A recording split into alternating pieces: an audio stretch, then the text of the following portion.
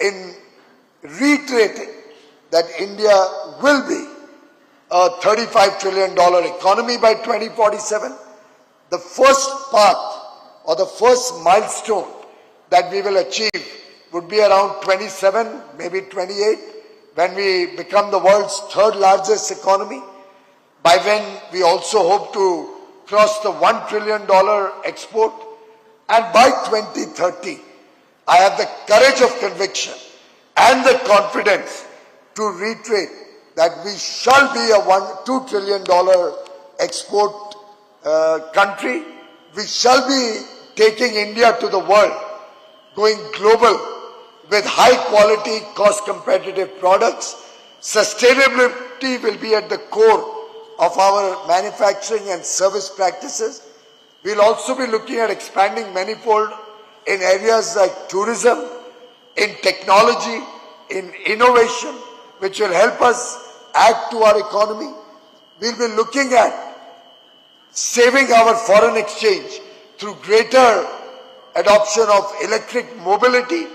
And imagine if we can bring down the oil imports in the country. Just think of an India not dependent on oil imports. It can totally transform India's future. The future is bright, but as they say, as you cross one hill, you only realize you have many more hills to conquer ahead of you. And that's the journey that we have embarked on. I'm sure all of you are together with us on this journey. I'm sure that working as a team, working as partners for the progress and prosperity of 1.4 billion Indians, a young aspirational India, a young India who has big ambitions, big missions, and a vision for the country. Together, no downside risks, no challenges, no crisis can deter India. We'll find solutions to every challenge that the world may face, to every challenge that India may face. If we are all in it together, if we all go from a position of confidence, self-confidence, and a confident nation engaging with the world from a position of strength. My best wishes to all of you. I thank CII for organizing the Global Economic Policy Forum, truly an engaging platform which we would like to institutionalize in the years to come. I hope you enjoyed the Bharat Mandapam. Many of you may be visiting this for the first time. This is new India. This is reflective of what we wish to see in India. This is how India is going to offer itself to the rest of the world. And over the next few months, Bharat Mandapam and Yashobhumi, two large exhibition and conference centers, will be hosting many conferences and exhibitions to showcase to the world our strengths. Early in January, we have the handloom, handicraft and handmade sectors presenting the India story to the world. Later, we'll have a large food exhibition. It's at Greater Noida, but possibly we may add some elements at Bharat Mandapam. Then we have Auto Mechanica, I think a large automobile showcasing to the world of India's strengths. Later we have a gem and jewelry show in Mumbai, again one of the largest in the world.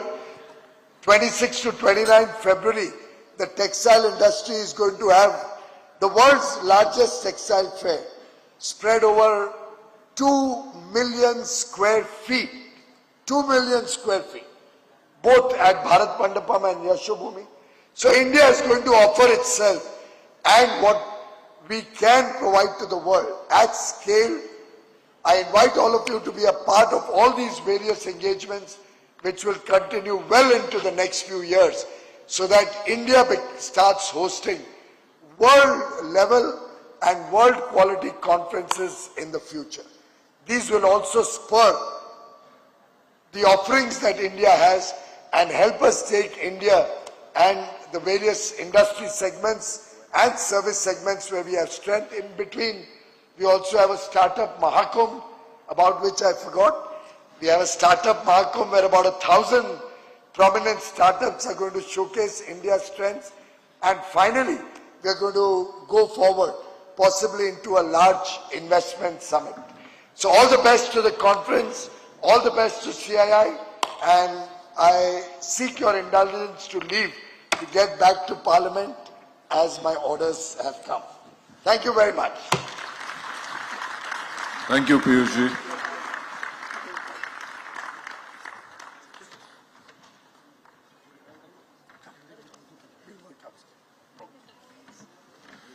Thank you for that very encouraging and supportive speech, because when he talks of 1 trillion and 2 trillion of exports, that's exports from Indian industry, and that's what is encouraging.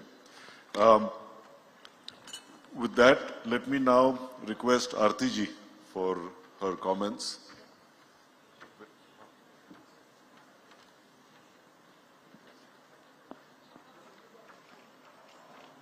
Thank you. I have a very hard act to follow. I'll try and keep it interesting for you. Globally, so our topic is strategizing for global prosperity amongst polycrisis.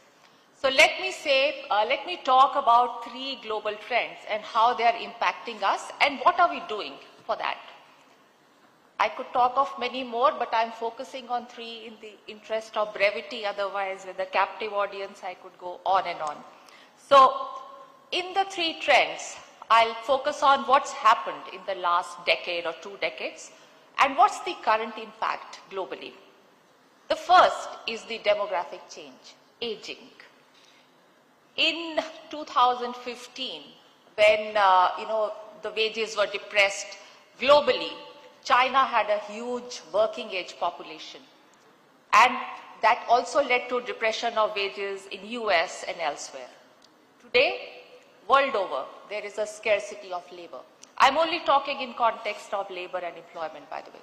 So today there is a scarcity of labor world over. And how does that translate into the labor markets and the employment scenario? Number one, the care economy, especially geriatric care, nursing, is growing. There is a stress on government finances due to a greater need of social security. The population needing social security is larger than the population contributing in many countries. There are instances where, because of a shortage of workforce, governments are cutting down on services. We have the example of Germany, where they can't find drivers and conductors and have cut down on public transport. And interestingly, wages of what we call low-skilled or semi-skilled workers are going up. The need for plumbers